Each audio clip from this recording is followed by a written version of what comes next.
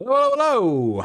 I'm Bub. You're in Bub's World. This is Bub's Comics, and today we're going to get into some comic books that I picked up in Gatlinburg, Tennessee. Well, technically it's Pigeon Forge, but we were on vacation in Gatlinburg recently, and so here's the books I got.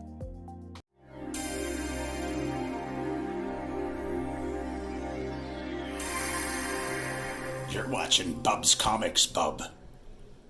All right, so first off, great vacation. We always commemorate this time of year in April-ish or so. So obviously I picked up these books some time ago.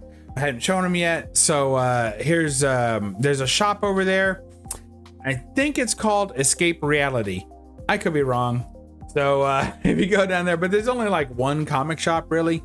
There have been others over the years that pop up in this same area, but they kind of tend more towards collectibles, and certainly the back issues are more like recent back issues, where in this shop they have everything. It's a proper comic shop.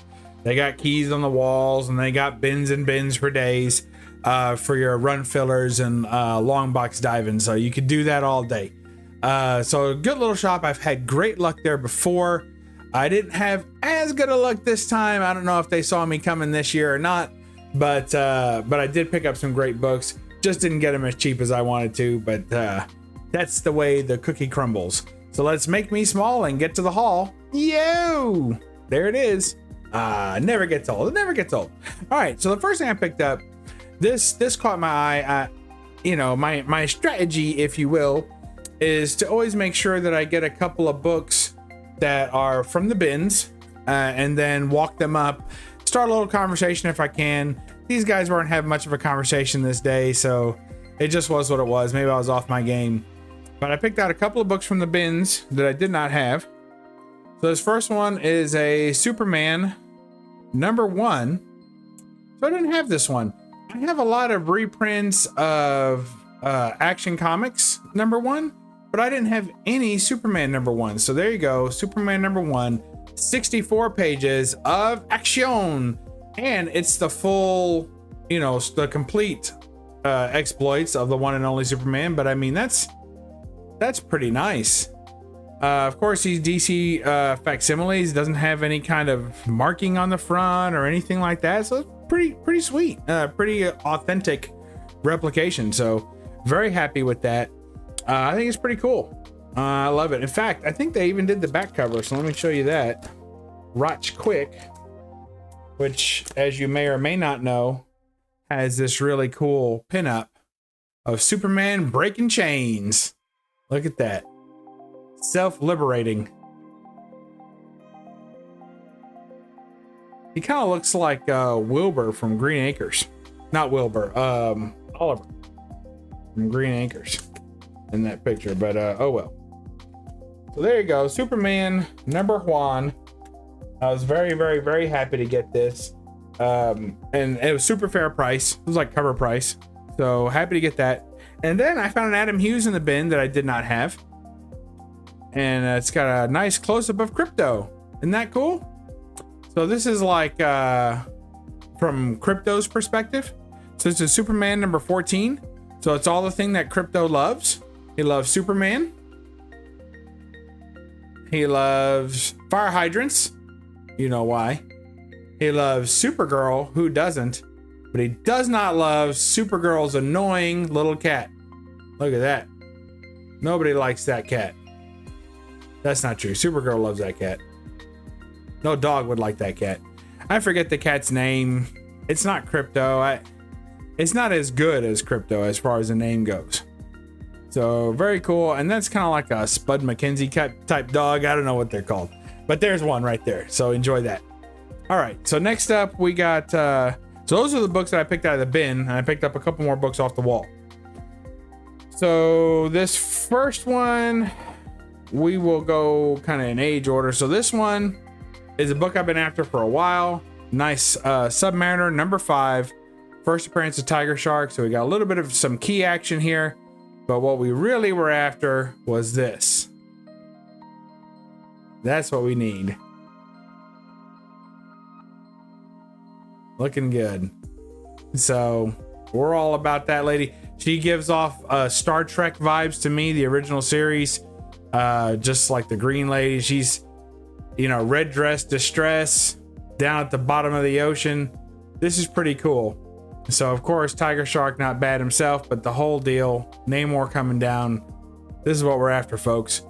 So Submariner number 5. Been after this book for years, and I mean years. And I just always felt people wanted too much for it, and I didn't overpay for this book. But I guess what I'm trying to say is that this book and Silver Surfer 4, which of course is a, you know, kind of a cover key kind of thing, they tend to command like a base amount of money regardless of condition.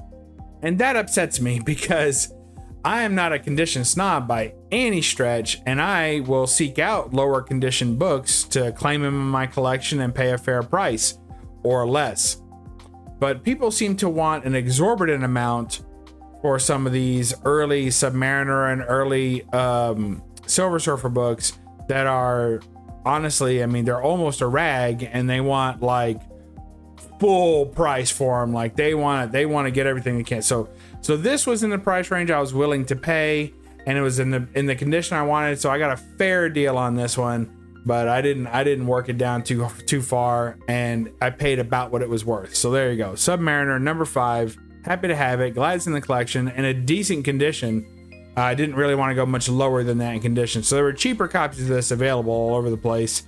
But really the condition gets real rough at that point. And this was like the lowest condition one I would take. All right, next up, you guys know I'm after these Dick Tracy's. So Harvey, this is Dick Tracy number 73. And this is up there in the run. I'm trying to collect the entire Harvey run, and then I'm going to go back and try and get the Dell run that preceded this. It's not going to be easy to get all the Dell ones, although every now and then I come across them and I'm like, just wait. I'll see them again later. Let's focus on this set, and then I'll work on the other set. So Dick Tracy number 73. Very cool. Picked this one up at the old shop. So cool, man. I don't know. I love the Dick Tracy books, and the interiors are just great stories. Comic strips, good stuff. So this one, it says by Chester Gould, but you know, that's I'm sure it is Joe Simon on the art on this, as it tended to be at this time. So there you go. Dick Tracy number 73. And that's it. There's my golden age. Some gold, bronze, modern. It's all good stuff. I guess technically that's silver. I can't remember what year that is. I guess it's probably silver, late silver, early bronze. There you go. Good stuff. That's all we got today, folks. So I hope you enjoyed that. Remember to next time you're on vacation, always head up to shops that are around there. And if you have a place you go often, try and build a relationship. Didn't work out too great for me this time, but usually it does. Maybe they'll forget me, and next year when I go, they'll be like, who's this guy? Let's give him a deal. All right, remember to read a comic and don't apologize. I didn't even get any glare. Wait, there it is. Don't apologize for the glare. Bye-bye.